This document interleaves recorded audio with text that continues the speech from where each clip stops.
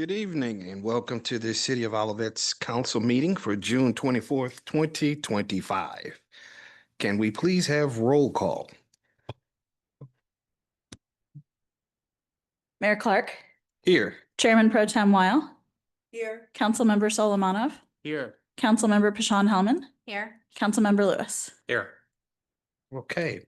Now we will have our communications. I've asked if any of our council members have any communications they would like to share. Anyone? All right. Okay. Well, actually, we have a proclamation for the Parks and Recreation Month. If we could have someone go ahead and read our commission, at least our proclamation. Is this for me? I have to read all of this? Everything? I gotta go down there too?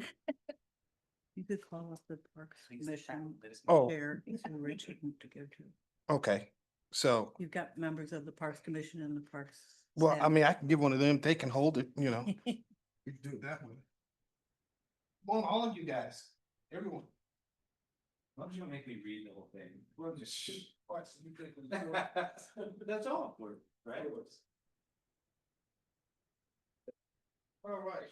So I'm sorry, can you go to the mic so that those who are online can, and perhaps the members of the Parks Commission can join the mayor and the park staff?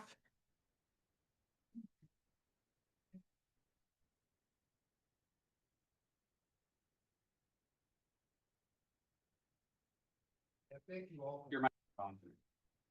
Thank you all for what you do for the city. It's what makes Olivet a beautiful place to live, walk and play, and call home. So thank you. Proclamation July is Parks and Recreations Month in Olivet, whereas Parks and Recreation is an integral part of communities throughout this country, including Olivet. And whereas Parks and Recreation promotes health, wellness, improving the physical and mental health of people who live near the parks. And whereas Parks and Recreations promotes time spent in nature which positively impacts mental health and increasing cognitive performance and well-being and alleviating illness such as depression, attention deficit disorders, and Alzheimer's. And whereas Park and Recreations encourage physical activities by providing space for popular sports, hiking trails, community centers, and many other activities designed to promote active lifestyles. And whereas Park and Recreations programming and education activities such as out-of-school time programming, youth sports, and environmental education are critical to childhood development. And whereas Parks and Recreation increases a community's economic prosperity through increased property values, expansion of the local tax base, increased tourism, and attraction to retention of business and crime reduction. And whereas Parks and Recreation is fundamental to the environmental well-being of our community. And whereas Parks and Recreation is essential to the adaptable infrastructure that makes our communities resilient in the face of natural disasters and climate change. And whereas our parks and natural recreations areas ensure that the ecological beauty of our community and provide a place for all people who connect with nature and recreate outdoors and create outdoors. And whereas the U.S. House of Representatives has designated July as Parks and Recreation Month, and whereas Olivet recognizes the benefits derived from the parks and recreation resources. Therefore, be it resolved that the city of Olivet celebrates our 120 plus acres of parks, trails, and open space in the city of Olivet and declare July is Parks and Recreation Month for the city of Olivet, Missouri. Can we get a round of applause for these people? And who will be taking the honor of holding this? I think it would be you. Congratulations, sir. Thank you. And if you have anything you'd like to say on behalf of your wonderful group, we'd be honored to hear. Yeah, thank you for my staff, Christoph, TJ, and Peyton, who have come to kind of get the proclamation with me. Obviously, we're very excited. We have a large hand in making sure that We have various events and activities for people to do during Parks and Recreation Month. We work a lot with the community to run these events, so we're very excited to share it with everybody, and we're excited for July to come.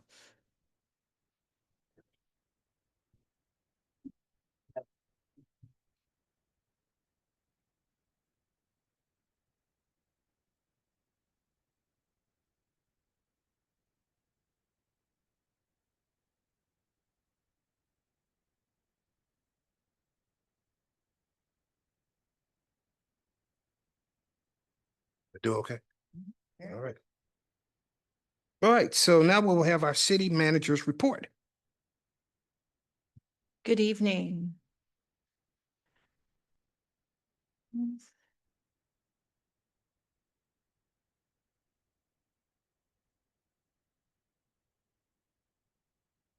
All right, good evening, everyone.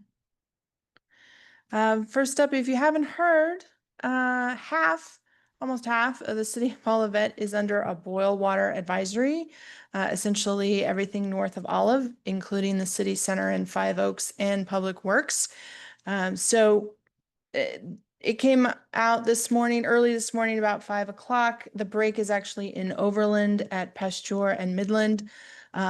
If you have not seen the footage on like Fox 2, it's pretty impressive of the damage that it did to the street and the amount of water. It's a 20-inch water main, so it's a pretty impressive break. And it's expected that we will be under the boil water advisory for the next 48 hours. So we all have gotten some bottles of water for police, fire, staff here, the inspectors who go out and about. Same thing with camp at Five Oaks. They've gotten bottles of water as well as Public Works. So we are continuing to provide services. We're just not drinking the water around here. Other news around town, we have some open commission seats. So we have had some folks apply for various commission seats. So Parks and Rec, we haven't had anybody apply yet. So if you know anybody who might be interested in joining the Parks and Recreation Board, please let them know. They can fill out an application. We're still taking applications. We have, whoops. 3 folks have applied for planning and community design. We've had 1 individual apply for pension and 1 individual apply for the Personnel Board of Appeals. We just recently lost another member of the Zoning Board of Adjustment. She's moving out of the city. So there are 2 openings for Board of Adjustment.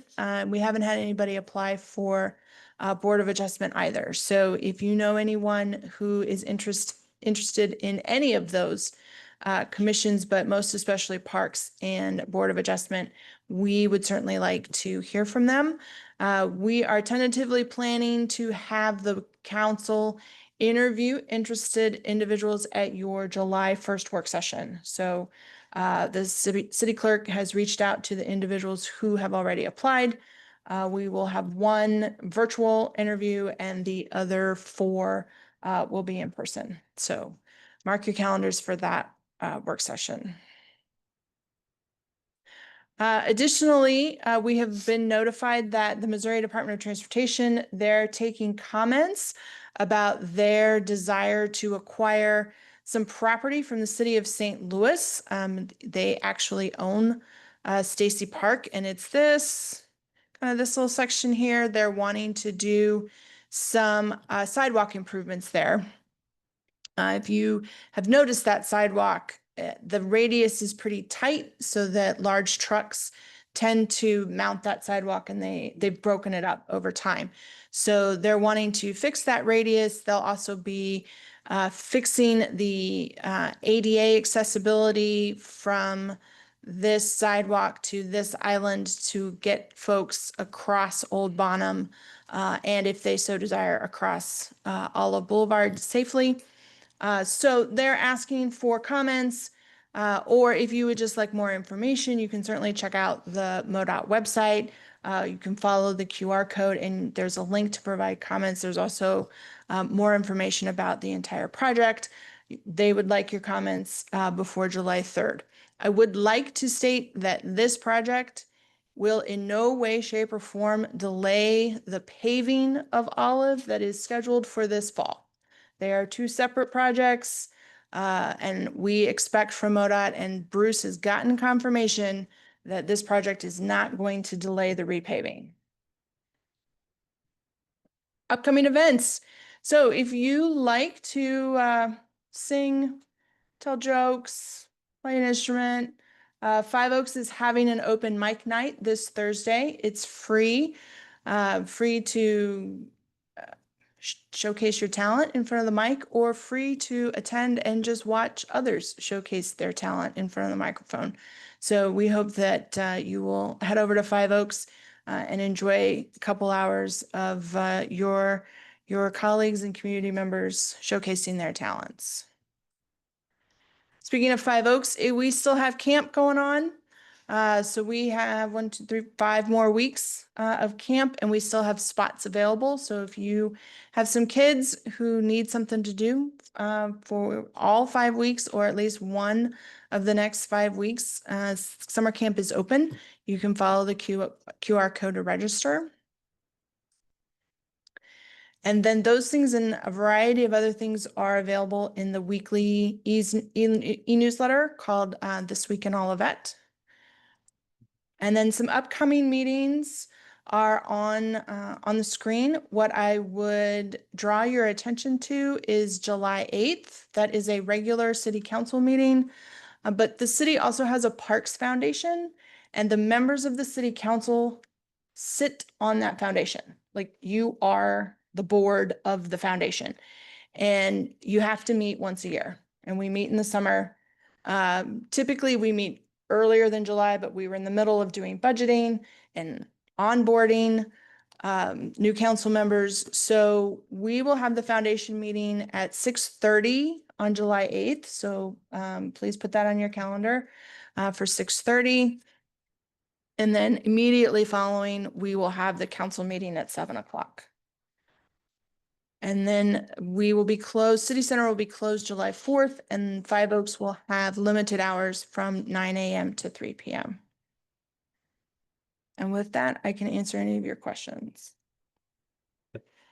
Will the work on Olive that you went over impact anything else we're looking to do with that corner in the future? Until we have specific plans on our side, that's hard to know specifically if it will.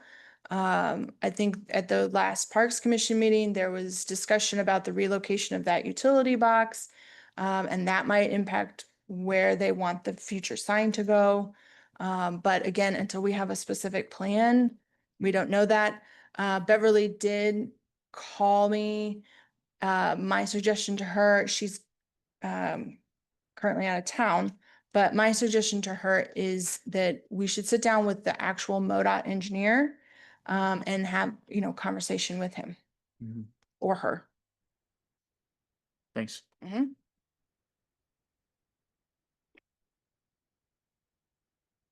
All right, we go into our staff reports? Yep. Do we have?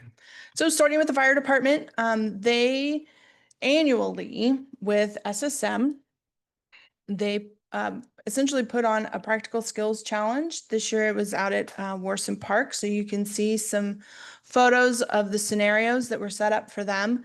And this is a great opportunity for our fire department staff, all of whom are paramedics, to practice their emergency medical skills.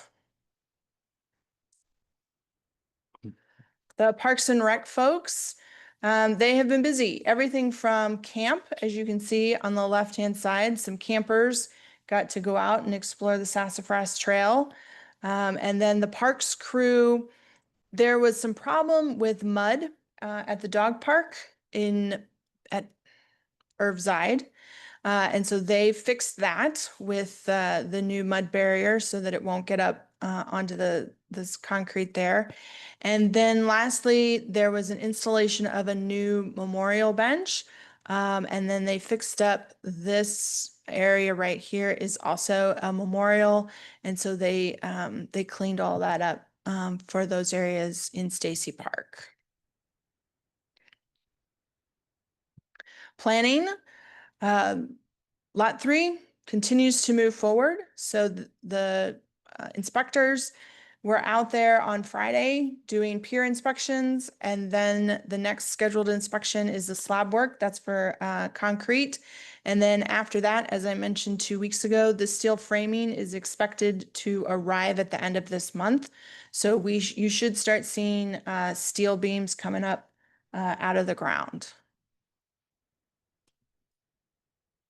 Law enforcement, every year is the Torch Run. This is a fundraiser for Special Olympics.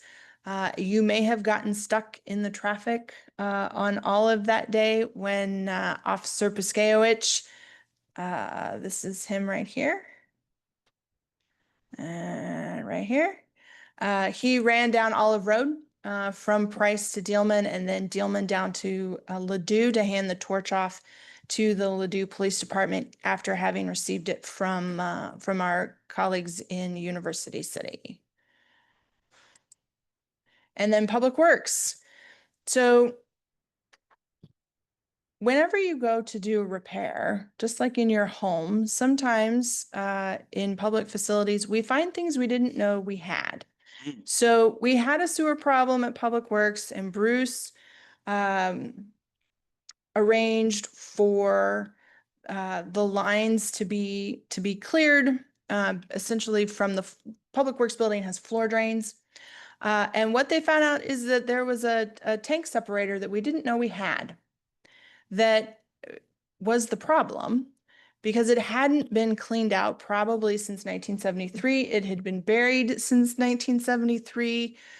So that has been cleaned out, and the manhole there has been raised up to ground level so that now we can access it and clean it out on a regular basis. So it's not just in home construction that you find surprises when you go to make repairs.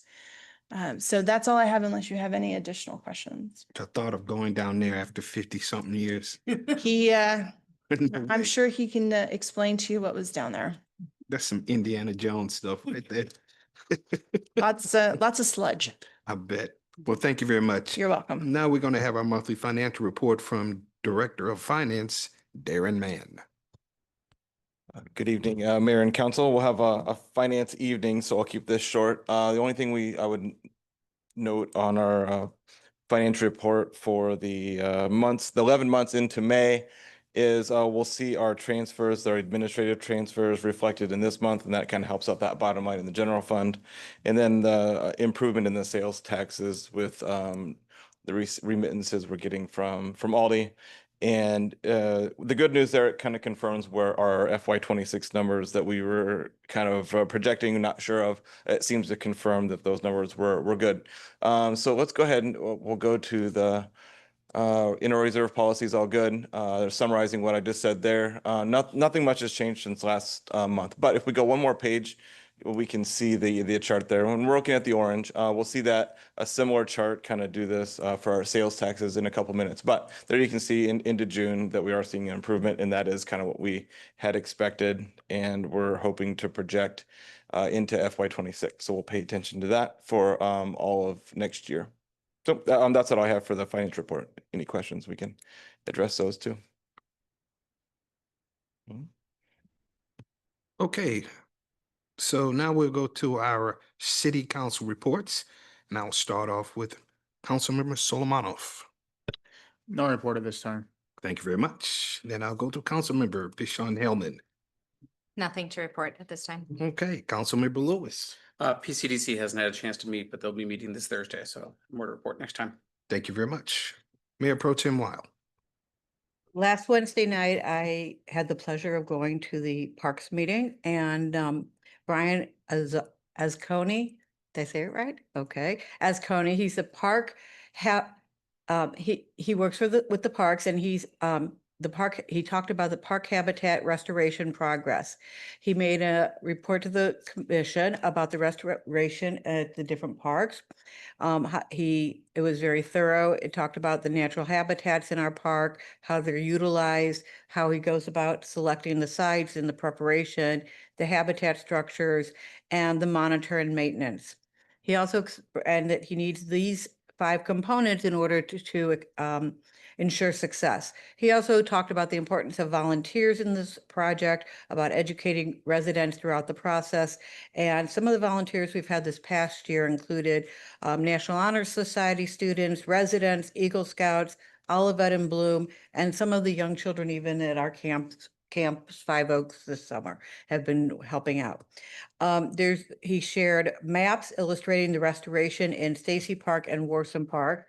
And he shared the purpose of creating natural habitats such as brush piles and logs and snags. So sometimes when we're in the parks, especially in the winter months, and you see just a pile of tree branches, and you might think, well, why hasn't anyone cleaned it up? They're purposely leaving that so that, because it can become during the winter months, a habitat for small animals. So when the snow comes out and it gets really cold. So he also talked about the focusing on signage and public education and communication. And something that I found very interesting was once they removed the invasive species and start this process, it's a 2 to 4 year process. It's not like overnight, like, okay, let's just restore this. This is an ongoing process. And one of the good examples is when you drive by Villa Park and you see how beautiful all the natural habitat right there is, and that now blocks the parking lot. It's magnificent right now if anyone hasn't driven down Villa. But that's a perfect example. But he showed a lot of the hiking trails and everything, and it was a very good presentation. We had the director's report. As you all know, July is the Parks and Recreation Month, as you just heard the proclamation read. I do want to acknowledge that Sue Rich, who is the chairperson of the Parks Commission, is here in the back, and Jim Person, who is a previous Parks chairperson for many years, is also here with us tonight, and they were up front with the employees. There's a variety of programs going on throughout September, like Patrick McGee shared. But one of them that I think is going to be fun is that they're going to do Splish Splash Popsicle Dash. So at the parks that have the water features, there will be some popsicles given out throughout the month. It's not a one-time event, but there's going to be a lot of events during the month of October. I'm sorry, July. I'm praying for October because it's so hot. Okay, 5 Oaks, we have another 63 new members, and which each month we seem to be growing at about that rate, between 50 to 70, and memberships, and we're still at 64% residents. So our next meeting is in July. Any questions about parks? Okay. Thank you. All right, so we're going to go to see hearing from citizens. I do have a card from Mr. Jim Pearson. Sir, if you would please approach and turn the mic on. Thank you so much. Jim Person, 9345 Llewellyn. Want to underscore that I'm speaking as a resident and not as a member of the Parks Commission. Jennifer and Mike stole some of my comments, but it has come to my attention that the Missouri Department of Transportation is soliciting public comments regarding potential changes at the intersection of Old Bonham and Olive Boulevard near the BP service station. According to the press release, MoDOT is considering relocating signal equipment to accommodate sidewalk improvements in that area.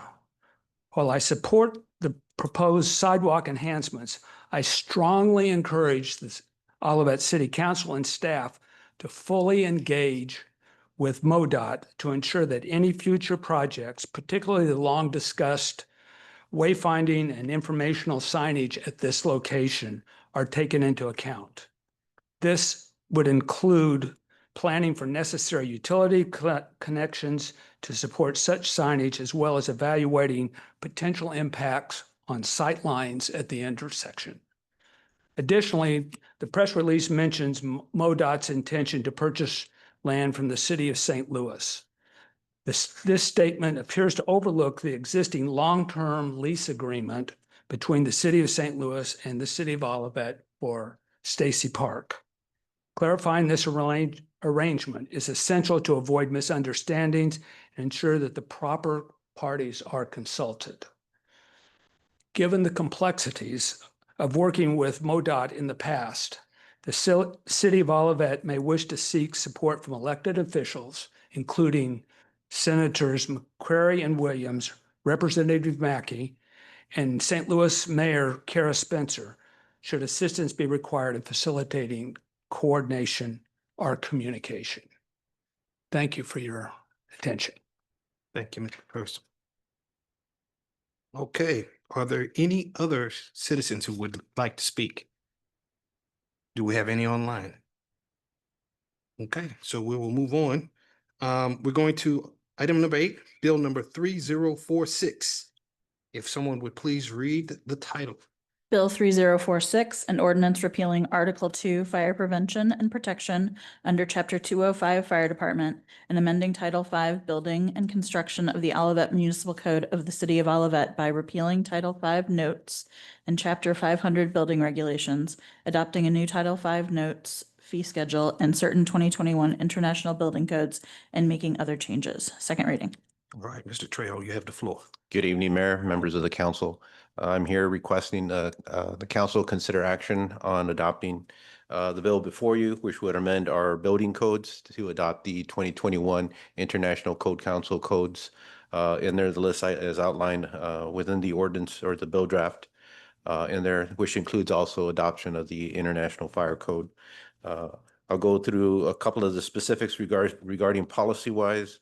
But are there any technical questions? We do have part of our professional staff, including our senior building inspector, Scott Wagner, and our assistant fire chief, fire marshal, Tim Payne, in attendance that can also assist in the process. Real quickly, I'll just kind of give a broad overview as we discussed at our last meeting. Why are we doing this? Typically, most communities try to stay within 2 code cycles. And they're the ICC, which is the International Code Council, which is the adopted standard for building codes internationally, publishes these codes every 3 years. We're currently under 2015. We're seeking to go to 2021, and I'll explain later in the process. Several of our adjacent neighbors, community neighbors, have adopted the 2021 codes, including Creve Coeur, Ferguson, Clayton, Frontenac, and such. We do this and try to stay within a close code cycle because we are evaluated both as a department and also it impacts some insurance companies and how properties are insured in the community through the International Service Insurance Service Office, which is the ISO. We anticipate that the building department will be reviewed possibly next year. So we want to make sure we're in a position that we're within the code, the 2 cycle range, and we would be under the 2021. 2024 just got published, so it's fairly new. I'll explain a little bit why we're not looking at that at this time. So why do we do them? Again, it's part to be consistent within the community and the region, and such. The only thing I will note, and the outlier has always been St. Louis County. They're under the 2015 codes, and there has been discussion of adoption in there. We've kind of been waiting for the past couple of years for them to kind of move forward in that process. Unfortunately, they're not there yet. We do anticipate hopefully within another year, they'll be moving up either to 2021 or 2024 in there. But they do have an impact on all of that because we contract with them for electrical, mechanical, and plumbing services in there. However, adoption of the building codes under the 2021 doesn't impact or should not prohibit or limit us in terms of moving forward with the new code adoptions. Within the bill, a bulk of it is various amendments. When we adopt these codes, there are certain sections that the code says that the city has to evaluate, look at, and put its presence in, such as the municipality, specific wind regions, seismic regions, and things of that nature. Those are outlined within the codes. And then from our department and from the fire department, there are various other amendments that are specific to Olivet. Only typically those are adopted as others, like Assistant Chief Fain can explain, other fire districts have adopted or have in place within the region and there. One thing I do want to talk about is impacts and how does that impact our residents when they come in and pull permits and all of a sudden find that we are now under 2021 codes, and how is that going to change their kitchen remodel, their bathroom changes in there. The codes primarily have a broad aspect for new construction. You know, those will have to fully comply and such. But when residents come in for their kitchen remodels or bathroom type of remodels, we consider how the code impacts just those sections that they're changing. So an exterior wall, for instance, will have to meet the new insulation requirements in there, where we are not going to be requesting that they fully insulate the entire perimeter of the home. In there, it's usually just the impact areas is where that change is taking place. It might require, as they currently do, other type of updates in there, like the placement of fire alarms, smoke detectors, venting systems, and GFI type of outlets. There are certain safety things that we want to incorporate when there are opportunities in the homes. But a lot of it is just impacted within the areas of those changes.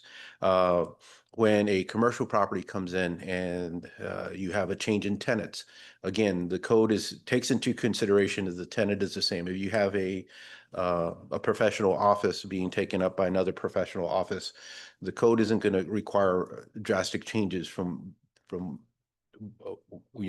ABC to tenant XYZ that does the same thing. But when there is a change from a professional office to a food establishment, then the code kicks in that those changes, that the food establishment will have to meet specific changes that are appropriate for that food type of establishment. So there is little considerations in that balance in the economic outlook on that. In addition to that, we would be updating our fee schedule. We did an extensive analysis to see what other communities we're doing. We haven't adjusted our fee schedule since 2015. However, our inspectors are being asked to be a little bit more vigilant, look at other aspects in the construction process and such. So it takes more time. And what we're trying to do is to even out the services in an equitable manner. This does not cover the full cost of the staff, but it gets us closer to about a 75% range in there.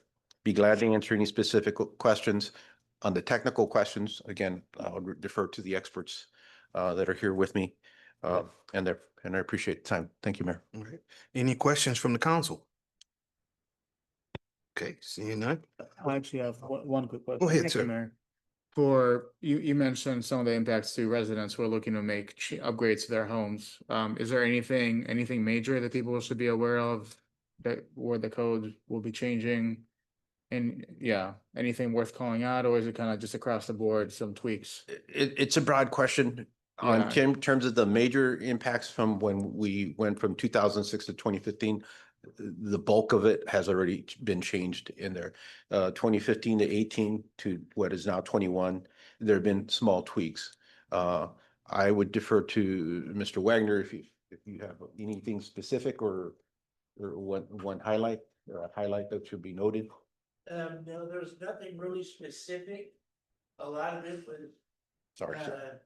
just word changes and then making everything more concise to where if it talked about subject A, they put all of that in one place instead of 4 or 5 different places. And unless you were extremely familiar with the code, you didn't know to look at all those places. Okay. And that's the biggest stuff. So it's maybe a little bit more contractor friendly, you could say, Hopefully so. Or user friendly. or user friendly.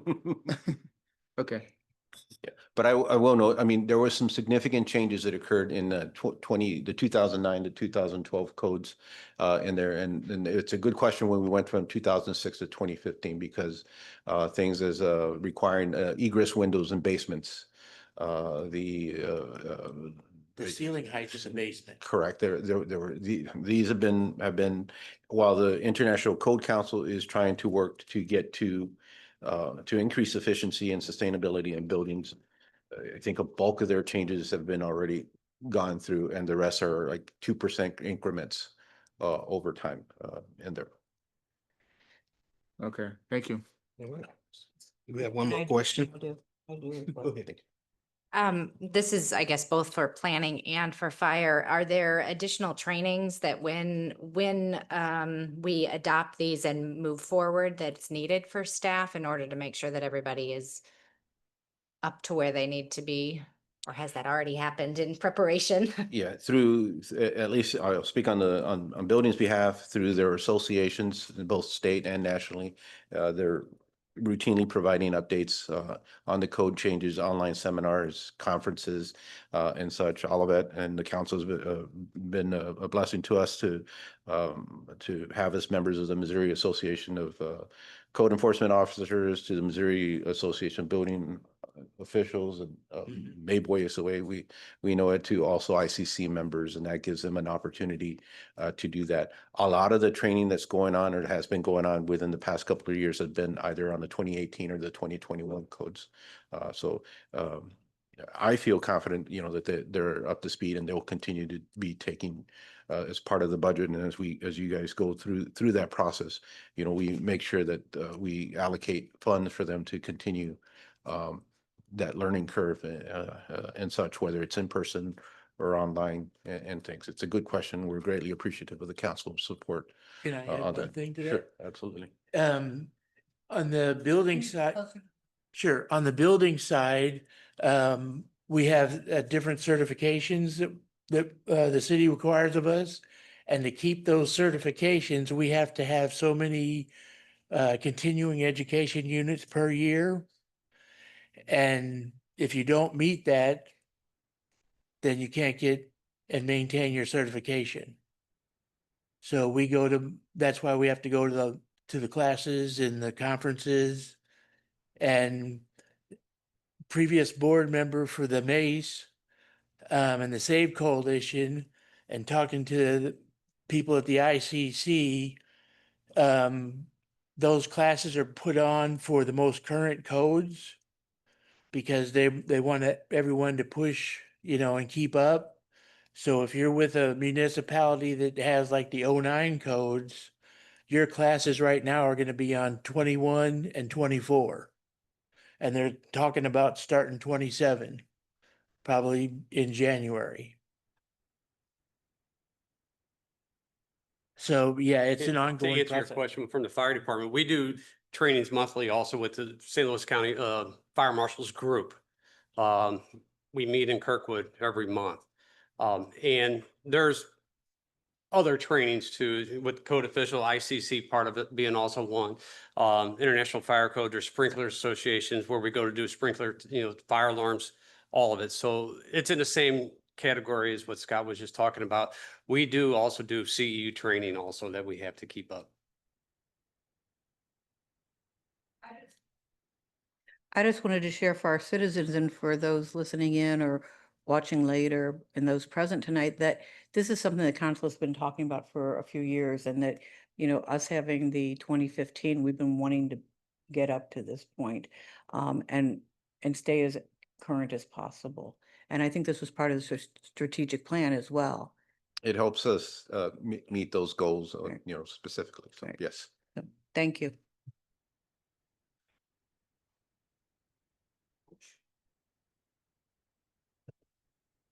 Stop following my own rules.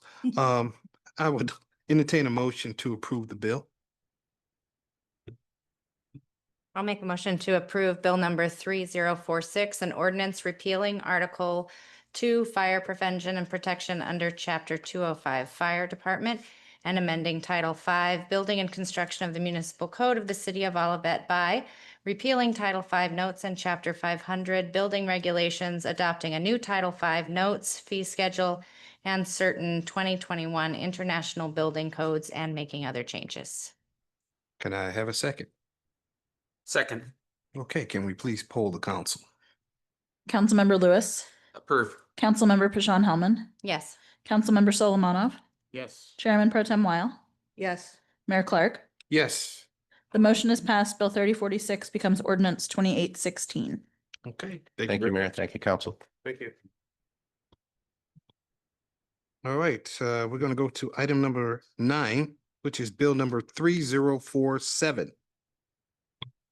Bill 3047, an ordinance making appropriations for current expenses of the city government of the city of Olivet, Missouri for the fiscal year July 1st, 2025 to June 30th, 2026, adopting a certain budget, adopting a certain salary schedule. Second reading. Right. We're going to open the public hearing. And I yield to Mr. Mann. Good evening, Mayor and Council.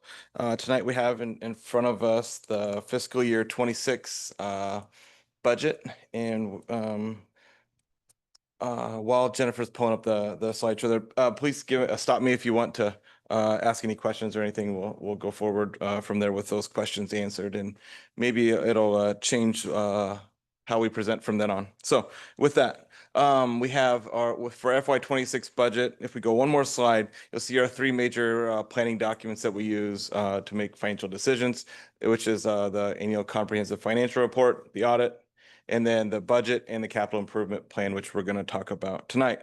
And if we go one more slide, this is live online if anybody wants to read it, olivetmo.com/151, and the annual budget and the capital improvement plan. The document is there.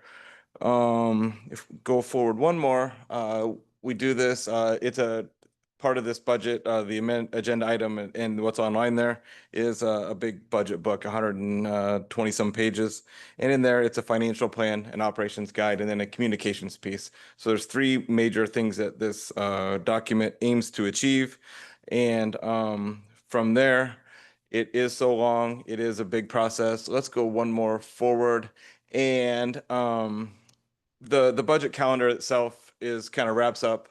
It's a one little page or one little table there that puts in, I think I calculated if we do the math here, roughly it's about 8 hours of your time already. And then of course the staff's time and to kind of get this straight. It's a big process. So click one more time and we'll get a little thing here.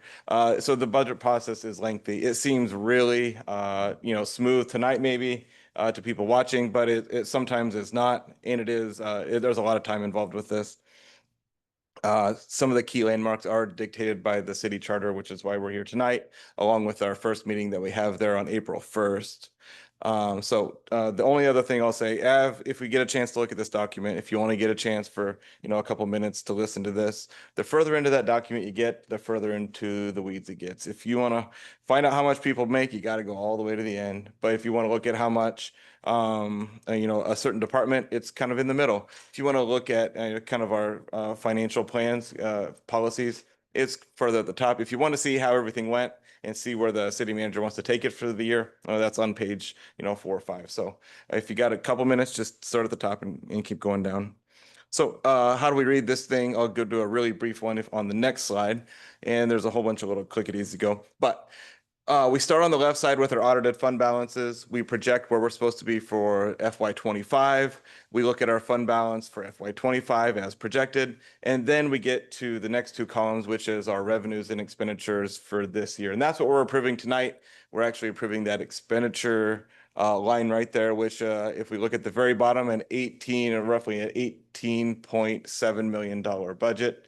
And then in that projected excess deficit column, second from the left, that's where we kind of look at like what a classic sense of what a balanced budget would be. And you can see a lot of negatives there.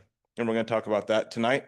And then in the final column there on the fund balance projected at the end of 26, that's where we look into our longer term financial planning, into our reserve policy, which will be a major topic for tonight. So in general, this is where we get, this is page 55. So it's right smack dab in the middle of the document itself. And let's go to the next slide and we'll see on page, this is on page 56, the next page, and give her another couple clicks and we'll bring up page 55, the chart we just looked at. How do these things tie together? And one more click, you can see there. Each of these funds is tied in from that summary sheet. And then let's go to the next slide and we'll get an actual department. And this is the administrative department, which ends up on page 78, a couple 20 pages later. And then one more click and you can see how these things tie together. So it kind of starts from the top and then it gets more granular as we go back all the way down from the fund level down to our individual line items. And I will point out that on page 56, what we're looking at on the right are the same departments and the same revenue classes that we look at monthly. So if we look at any certain month, you can kind of see how these things aggregate in. Or if you want to dislocate them back, here's what we're budgeting. Here's how we're going to talk about them month to month at our regular, the second meetings of the month. Okay. So we have any questions there? I know, the council members, you've seen it many times now, but do you want to stop or anything here? No? Okay. We'll get into the meat a little bit here on the next slide, and this is for FY26. And I put it was always a kind of a summary when you do put these slides and these decks together. What are we talking for? And it's more or less business as usual, which is oddly enough exactly what the wording was last year. As we look at a couple kind of things in this business as usual discussion, we'll see in the next slide a plateau in the declines of our revenues. And namely, that red line at the top is what we look at over time. This is over the period of 6-7 years. Look at over time, that red line is our sales tax category. And that you can see is a major adjustment is going to need to be happening. And that's what has governed a lot of our financial decisions for this budget. And it's guided a lot of our discussions. So the other one notably here, of course, is that purple line for our remainder category. And we're going to talk about that a little bit more, but inside of here is anything that's not a sales tax, not a property tax, and not a utility tax. And that includes everything from our investment income to the transfers we're coming to seeing into the general fund and the revenue from Five Oaks. So if there's ever I've been mentioning the last couple of months how boring some of these taxes are, and this is how boring utility taxes and property taxes are. Now, if all of our revenues look just like this, we would not need a reserve policy, probably. But our revenues look like the other two lines, and we do need a reserve policy for those kinds of things. And this is why we talk about them. And let's go to the next slide. And you can see just a snapshot in time for FY26. We're looking at a revenue mix that looks like this. Historically, the city of Olivet has been a 25% split on each one of these categories. Sales taxes got up into the mid-30s on if we look just 3 years ago. And that is what we see more or less as a regression to a mean. Now, the remainder category, again, has changed because of operations have changed significantly with the opening of Five Oaks, a higher revenue stream and a higher expenditure outflow at that same time. So let's go to the next slide and we'll see a more magnified piece of that sales tax category. Now, the sales tax category in that red line includes other things like gas tax, and some vehicle fees in there. So it gets diluted out a little bit, but here are the the bigger factors, and we'll take a look at it in a different look at it in a second. But sales taxes themselves, you can see made the huge swing, and that is a huge piece of that category. So of course, when it goes down, then also so does the category. Use tax comes up a lot of, use taxes have been good. Why did those use taxes go up in 21, 22? That's coincides exactly with the Wayfair legislation, federal Wayfair judgment that everyone had to collect sales taxes, that it didn't need to be collected. Does Missouri have that in place? No, they don't. But all the retailers across the whole country started reconciling these sales tax accounts and just said it's easier to collect and remit than it is to go back and litigate this for years at a time and determine what their actual amounts were. So look at this, sales taxes go up, sales taxes go down, use taxes go up. It looks like it's a good match, but if we look at the scale on the left one, it's at $1.5 million. So one more slide forward, you can see what that scale kind of does. And so the blue line obviously is going to outweigh almost any other line inside of that. So for good perspective, does a revenue hurt? No, a revenue never hurts. But these are the ones that we need to, that really sway things back and forth. So let's go to the next slide. Can I ask just a quick question? Absolutely. On the previous slide, I think we should at least address or mention the big drop in sales tax revenue that happened between 22, 23 and. Oh yeah, you bet. Sure. We had in the Dillman Industrial, we had Enterprise had a building there, and Enterprise moved away. And with that took a significant piece of sales tax revenue with them. And that represents most of what that decline there you see is. Yes, that's good. Thank you. Right. As we look at the kind of other things of this business as usual thought process, let's go one more slide and we'll see a mess of a chart, which is the remainder category. If we add all those up in 26 on the right, you'd get that remainder category, that purple line that we saw a couple times ago. Now, I'm not asking anyone to kind of, dissect this. This is in the budget document if you want to really get into it. But what we see here is some of these revenues kind of rising in prominence. The other income, the orange line, you can see was historically not fantastic, but now has risen up in 23 and then kind of plateaued out in declining. That is from investment income. When you have a reserve policy, when you have a pile of ARPA money, and when you have a reserve policy that has a big fund balance like we have, you get excess cash. And when the interest rates go up, then you can capitalize on that. And that has helped out and propped up our budget significantly over the last 2 or 3 years. The good news here of kind of that line, I think it's going to stay a little bit longer according to kind of what we're seeing as far as investments and returns. And so it will continue to help. If we had this discussion last year, I would have not been as optimistic. So I hope I don't jinx it in the end. But it does seem that it's going to be able to stay a little bit longer at that upper side. You can see the green line here of the Parks and Rec, and that's youth charges for services at the memberships, the youth sports. This is the increase in the opening of Five Oaks on Worsen. And then the final one, it's not the final, but the other one down on the third from the top is the transfers. And you can see the use of transfers of kind of waxes and wanes, but you can see them elevating. And I think they will remain elevated there more or less permanently. And I looked up what that one in FY21 was, and I don't remember what it is. Oh, I do. Can you clarify transfers? Are we talking about transfers between funds? It is, right, it's exactly right. A transfer between funds. These charts focus almost exclusively on the general fund because that's how we're judging. We're looking at our reserve policy, and where we didn't until recently, we haven't had that much activity outside of outside of the general fund. But this is, I guess, previously when you'd shown remainder, we were showing revenue, right? Yes, At that's 32%. exactly, yep. This is budget, not revenue.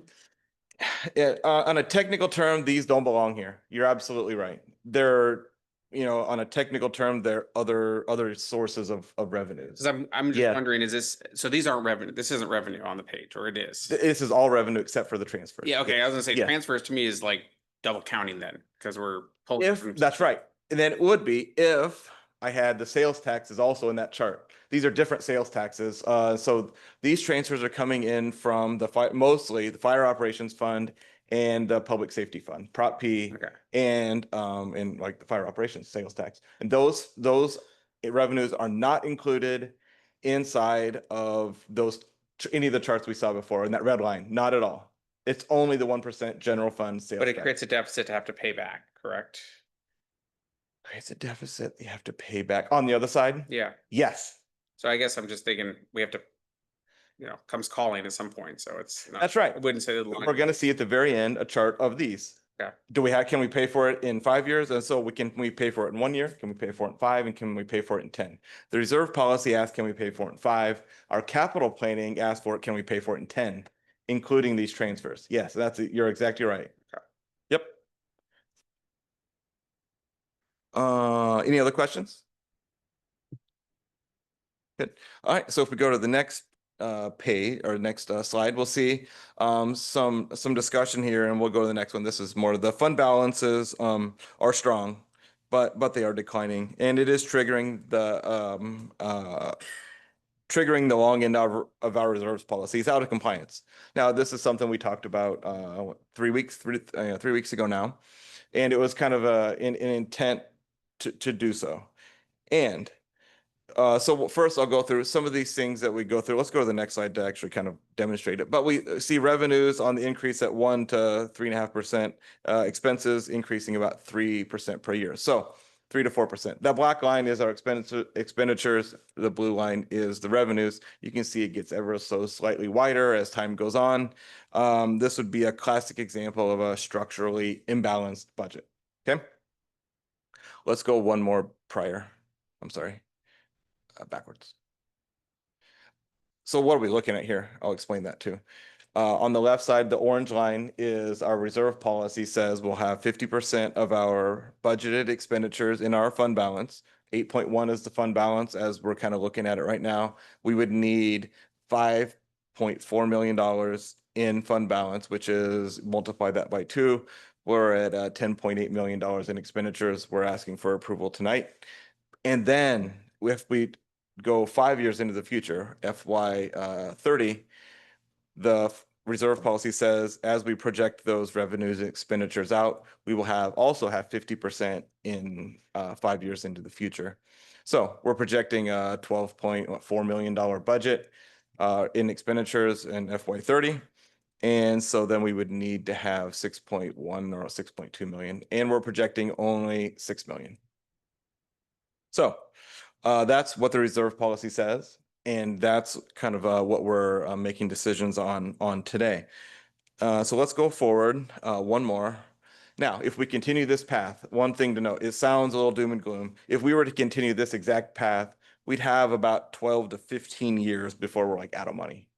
That seems to be a long enough time frame before we get to that point. So it's good we have our discussions based on a reserve policy and not based on I'm out of money. So let's go one more and we'll kind of summarize this. It's triggered fund balance at 50% at 5 years. The cure, the city managers to present a plan to council to correct within 2 years. When I say correct within 2 years, that the city manager has a plan that has to be approved by council that will address that deficit within a 2-year period. And so I will say that if the reserve policy says this will happen in 30 days, we talked 3 weeks ago and we're going to do 6 months. And that is kind of been what the consensus that we got that day. And that's what the plan we're going to follow through with. So other kind of things that would go with this business as usual with this eye on the structural imbalance. Our grants activity is expected to remain high. Some of these grants that we have do have matching mechanisms. Others don't. Centennial Trail does not. North Price Road, not the cost share necessarily. Cost share does have some, and also North Price Road itself from all the way south to the end of the city, it does have matching in it. So those are things that do cost money, not necessarily in the general fund, but they do cost money. Okay. Yeah, a little bit unrelated to this specific slide, but just got our tax property assessment. Yeah. And the value was up quite a bit. So I assume we're also going to see the benefit of that as a city, right? That's a whole nother meeting. And it comes to do with the Hancock Amendment. Our take on this will be roughly 3.2% increase. And that's inflation as set by the state tax commission. It's a whole nother thing. But the Hancock Amendment limits those increases that we can get. The short answer, no. Because it was like a 20% increase. I know, It's major. It's hard. It is. It's again, we can have whole other meetings on this, and we will. We're going to be setting our tax rates in just 60 days or so. There's a whole nother kind of presentation on this kind of stuff. But bring those questions here. It's a fascinating topic to sad saps like me. So, reserve policy restrictions are going to continue to guide our decision making, and I think that's good compared to how do we fix this right now? And the other thing, the reason that's good is our capital spending plan can remain in place. And that's what has been happened over the last several years. We can have a spending plan that's more stable over the long term of maybe that long term is only 3 to 5 years rather than 10. But overall, what makes this so hard to fix right now And if we go to the next slide, you can see a chart. I've been kind of harping on this thing, but our personnel are about 70, now come to 76% of our costs. And that's salaries, payroll taxes, and then like personnel, like health benefits and those kinds of things. That leaves only 24% for everything else. And that makes it hard. So the discretionary part of this is only at max 24%. So that's kind of difficult to make big changes without affecting staffing levels. And on top of that, 47% of our costs are in public safety, and that's just police and fire. If you throw in a public works department as part of your public safety, we get over 50%. And that includes capital outlay. Capital outlay stops completely, that percent all of a sudden goes up a little bit more. So why is that hard? And that's kind of the summary of, we need to make sure we're doing this in a measured way. Go to our next slide and we'll see all of our departments and say, did something get out of whack here that made all these expenses kind of go up or down? This is since 2019. You can see that the answer is kind of no. The only notable thing you can kind of see is that green line got quite a bit bigger, and that's in our Parks and Rec. That's directly related to that remainder category that also increased at about that same level. Now, the scales are a little different, but those expenses went into creating more of those revenues. So nothing's really out of whack here as far as somebody went something, a department went really high all of a sudden. It's just grown over time. So let's go to the next slide and we'll see a kind of as we near the end, the capital spending is still in place. I can go through these individually, but nothing has changed since we discussed several weeks ago on June 3rd. So I can go through them, or we can, if anybody has any questions on any of these things, I'm more than happy to discuss them. A quick question. Is there a reason why the Olive and North Price Road is highlighted? Yes, that is because it's grant funded. Okay. Yep. Usually you'd see 3 or 4 of those kind of highlights. Yep. But this year there's only the one. Okay. All right. If we move on then to the next, let's look at these over time. And there's going to be 4 here. One, this is our capital improvement fund. And this capital improvement fund includes, as revenue here or as inflows, includes revenue transfers from other departments. And as we go next couple items with the capital improvement plan itself, I'll reiterate that the police department the capital is all paid for by the public safety fund that transfer in. The fire operations fund pays for everything fire related inside of the capital improvement fund. And so what we see here, the only things that in the background there, the only things that draw from that fund balance are streets maintenance expenditure, the operating account, and capital items for this streets department. So only our infrastructure projects are included inside of that fund balance draw. So if we go to the next slide, we can see a parks. This is the stormwater parks tax. You can see a healthy fund balance and then pretty stable overall. But one thing you'll notice as we look at our stormwater and parks fund is everything stable except for the next couple years. And this fund is yet to be built out for capital items for the next several years. It has a healthy fund balance. It's ready for that build out, and we should see some development in that in the next several years. If we go to the next slide. So here's the fire operations tax. This is one thing that you had talked. So the green lines, the expenditures there include the outflows as transfers into the general fund. And so it also, the expenditures there are transfers to the capital improvement fund for their capital purchases and transfers to the general fund for operations. And this is, kind of begs the question, can we afford it today and can we afford it tomorrow? And everybody always looks, wonders what's going on in FY27, and that's the ambulance arriving. And what in the heck's going on in FY29 that jumps like that? And that's for the ordering of a new fire truck.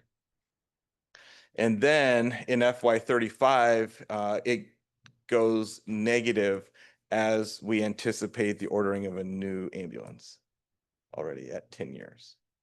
So right now ambulances take 2 years to arrive, and that's why it's showing up in 27. It was ordered in 25 and then showing up in 27. And now in 35, we're anticipating the ordering of a new one.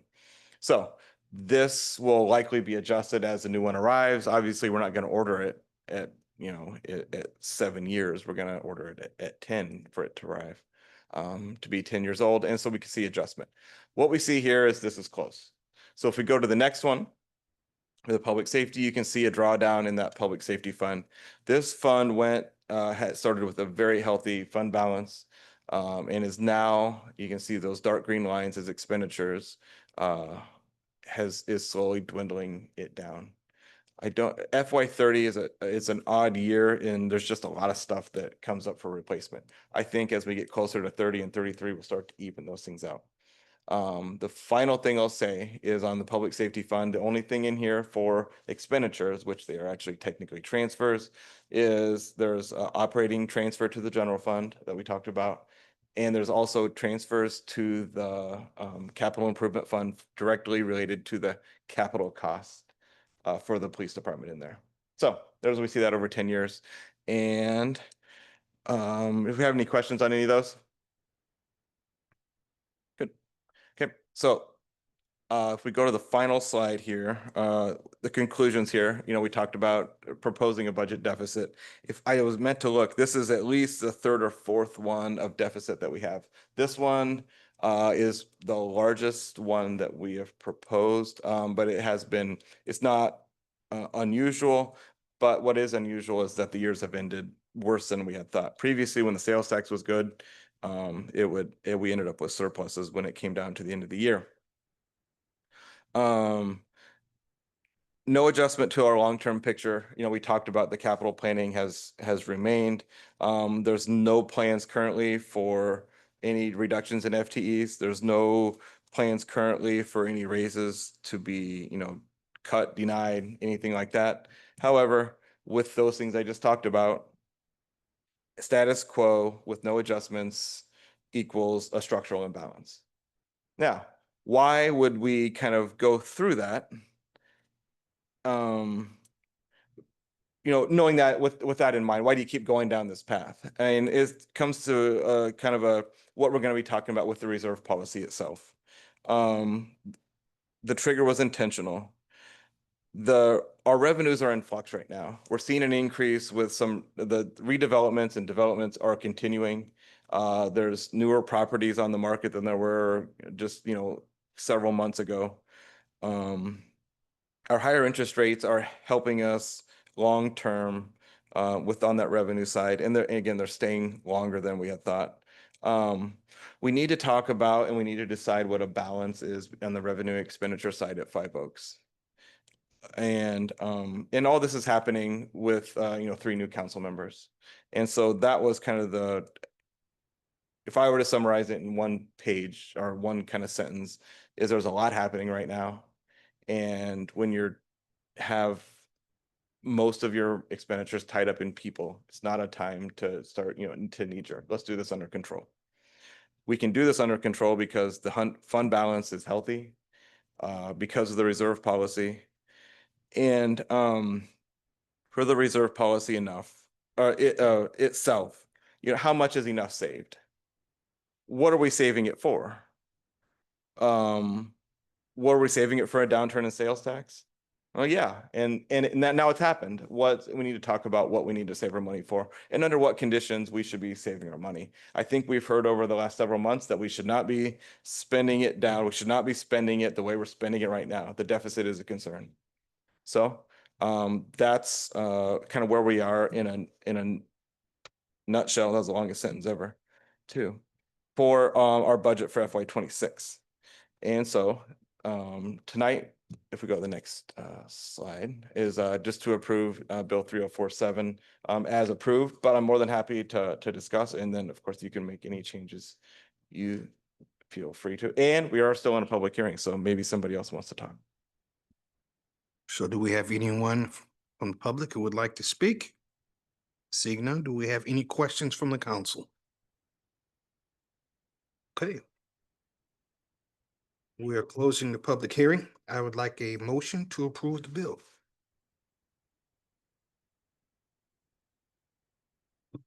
I guess maybe just, it's not a question, it's just a comment for the public who may or may not watch this at a later date, to just reiterate that as a council, we have spent a lot of time on this budget, and I feel confident and comfortable with what's being presented to us. And I also am looking forward to the presentation to come in the next 6 months that helps provide a roadmap per se for coming closer to being in compliance with our reserve policy. That is that you discussed, Mr. Mann, and was also in the weeds of the documents as well that came through. I would welcome a motion to approve the bill. I'd be happy to make a motion to approve and second the bill of 3047 as presented. Have a second. Second. All right, can we please poll the council? Councilmember Lewis, Yes. Councilmember Pashon Hellman, Yes. Councilmember Solomonov, Yes. Chairman Pro Tem Weil, Yes. Mayor Clark. Yes. The motion is passed. Bill 3047 becomes ordinance 2817. And can I add something? Mr. Mann, I think every year you make it more user-friendly for us. And I think with having 3 new council members on board, the fact that you did a budget 101 with us at the beginning of their onboarding. I mean, we've literally been talking about the budget for all of April, May, and June. So thank you very much for your patience with. You're us. just being nice. It's the same document over and over and over. No, it's not. Not at all. Thank you. Okay, we're going to go on to item number 10, resolution 2025-260. Resolution 2025-260, a resolution adopting the capital improvement plan for the city of Olivet for the 10 years ending June 30th, 2026 through June 30th, 2035. Mr. Mann, you have the floor, sir. Good. I have a very similar presentation, but I'll skip it for tonight if you'd like. You can. I'm joking. I don't have it. No, I don't have anything here. I will, and so I'll just introduce the document itself. Again, it's one of our 3 planning documents. And this is the 10th iteration of it to go forward. It has proven very helpful for lots of reasons. None, at least, is to be able to project out and make, hopefully make the public and our council members comfortable with where things are going into the future as we look through, good times or bad times. And it does have a full 10-year schedule of what we're going to spend, the plan to spend, along with the number representation of those charts that we just looked at the end of the budget presentation. It has 75 different items in it. It grew significantly this year as identified a lot of things at Five Oaks. That will need to be replaced, that are costly. To have something enter into this plan, it has to be over $5,000 and last more than a year as the definition of a capital item. So that's where you see some things that would be last more, or sorry, wouldn't have that lifetime or some other reason that wouldn't be included in this document. So with that, I don't have any other comments to make, but more than happy to answer any questions anyone might have. Any council members would like to ask a question?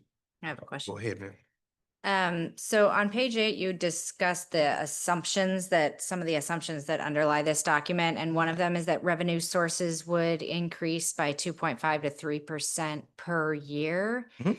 Is that given kind of historically where things have shifted significantly since 23? Is that still an assumption that seems to be safe to operate on? Yes. Now, the weird thing with this, and I have whole charts of this too, is the downturn did not affect anything outside of the 1% sales taxes. Now, I think there's probably reasons for that, none of which is maybe a mistake. of how these sales taxes were being turned in to begin with, which is why there's one of the reasons the reserve policy was enacted to begin with. So I thought maybe they'd be asking for the money back. So we were getting this under a code of 1% sales taxes, but not under the code for stormwater park sales tax, for capital improvement for fire operations. And so it did not experience a downturn of 23 like the general fund did. Okay. If it's got to have a story, right? Yeah. So 2.5% or 2.5% has actually been a little bit on the conservative side. The expenditures run, we assume those at that 2.5%, 3%, which is also maybe a little on the conservative side. What I don't want is this to be a discussion on revenues. This plan itself is a discussion on the capital items with some blankets thrown on the revenues and those expenditures. So we can talk about them further, but that's more the gist of why they're pretty low. Do we have any other questions from the council? I'll entertain a motion, please.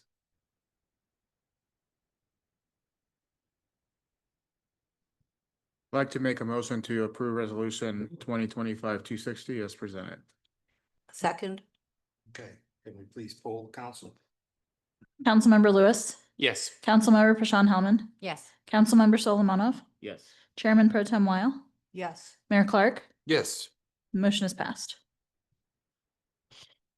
Now we're going on to item number 11, which is FY 26 encumbrance request. You just love us. Mr. Mann, you have the floor. You bet. So part of some of our final housekeeping items for the year is an encumbrance request, which we've done, I think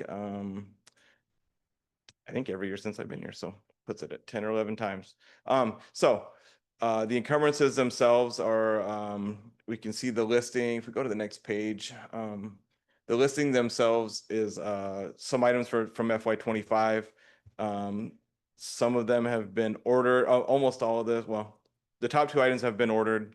And then the ash tree removal is out for bid currently. Our street improvements are ongoing. They cross years between one time and for another. We could have all this money spent and then it rains for 2 days and all of a sudden we can't do it this year. It's more of a timing thing. For the older items in FY 24 and then FY 22, for FY 24, has to do with some of the original money budgeted for the initiative with Hicks Carter Hicks. And then the truck bed replacement and for FY 24 and the stormwater parks, that has been approved through a purchase order and yet to be done. That may be done by the end of June, but we're not sure. And so if it does, it's a project that would continue over into FY 26 and spent accordingly. And then there's three items that kind of lump in together in FY 24 there for the park doors, Stacy Fence, and Stacy Design Services. Those themselves, those capital items fall under the park improvements, capital improvement plan item. If we were to go back into FY 24, you kind of find them all in there. And then the marketing plan for Five Oaks has a long story from FY 22. And it's here because it originated as a donation for the 90th anniversary that was canceled because of COVID. And that is why it remains. So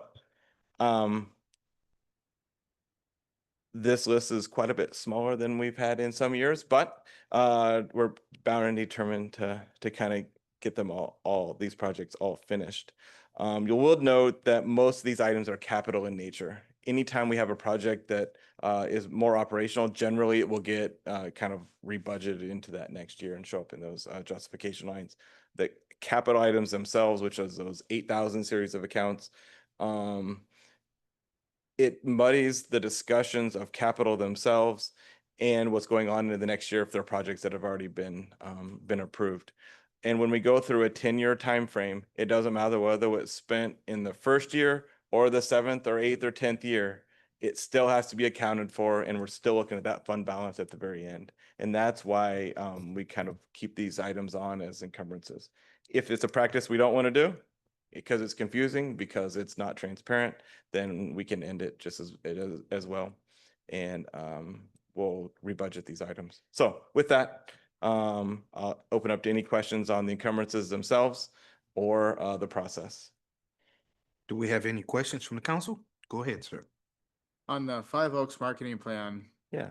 are we saying that we've been trying to spend $6,600 since FY 22 and we just haven't been able to spend it? Or how do we? Somewhat. So again, this started as we were gonna have a big, like in advance, a big party in the park. And then we received permission from the donor to use it as we needed to. And then we were gonna open with Five Oaks. Well, Five Oaks itself, the construction was pushed off years at a time. So now here we go. When are we gonna open? When are we gonna open? It ended up opening mid-year. And so the budget for the marketing didn't need to be spent. It was supposed to open in August when we did our budget in FY 23 or that year. It was 24, 24, right? Because right before. It was supposed to open in August. It ended up opening in November. So now we had 4 or 5 months worth of marketing money that we could, apply towards that this would have been used for. So they have been drawing down on this account. Yes. And the $6,667 is what is remaining. Yes, that's a good point. Yeah. So we were scheduled to have a gala in April of 2020 and went on lockdown on March of 2020. So lucky for all of us, we'll get to celebrate the 100th. Maybe, hopefully it's not with this money. So as we were talking about potentially other opportunities for Five Oaks, we could maybe use part of this funds to help spread the word, and That's right. so hopefully that this is not getting carried over again. I hope to so. next year. Yeah. I'm just more curious, like why, capital improvement makes sense, especially for physical things. Yeah. And maybe I'm thinking about it from my work world, but Yeah. in terms of that, but like, for example, the doors or the truck bed replacement, like why take out of the fund of parks and stormwater versus, call it capital improvement fund itself? Just kind of Sure. curious from bookkeeping. The capital items for the Stormwater Parks Fund and this truck itself is up in the Parks Department, Yeah. Parks Maintenance.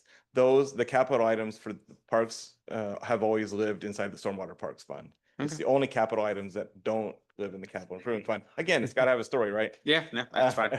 Yes, I just that's why I curious. said there. It's not like we're taking a truck from Public Works and, outfitting it with I mean, Stormwater Parks. It's an Fund. asset and you're depreciating it, so, Oh, that's a whole nother story. But Okay. Yes. that's fair enough. We'll get into that when the auditors come right. about, when we depreciate, when we don't. Okay, do we have any other questions from the council? Okay, seeing none, I would recommend or leave. Good. I This would one has a motion. strange recommendation. Good, so we gotta brought it up. If I can have a motion. I'll make a motion to approve $258,245 in encumbrances, $24,214 in the general fund, $154,031 in the capital improvements fund, and $80,000 in the stormwater parks fund. Second. Second. Can we please poll the council? Councilmember Lewis, Yes. Councilmember Pashon Hellman, Yes. Councilmember Solomonov, Yes. Chairman Pro Tem Weil, Yes. Mayor Clark. Yes. Motion is passed. Thank you, Mr. Mayor.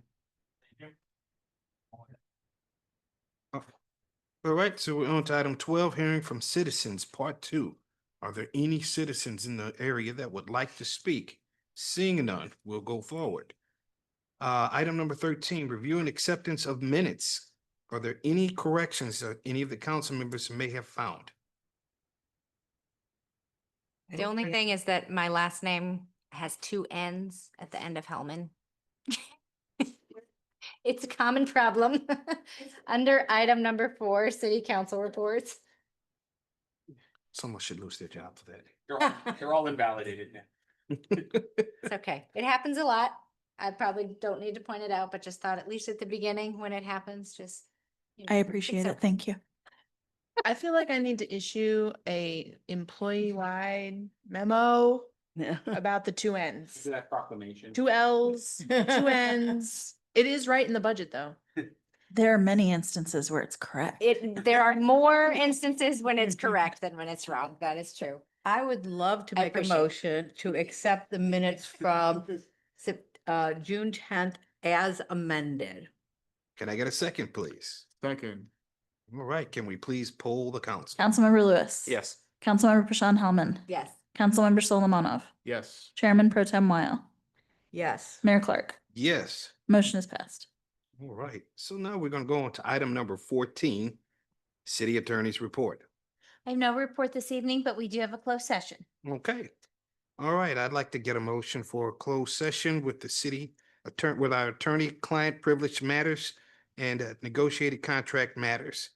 Can I get a motion for that?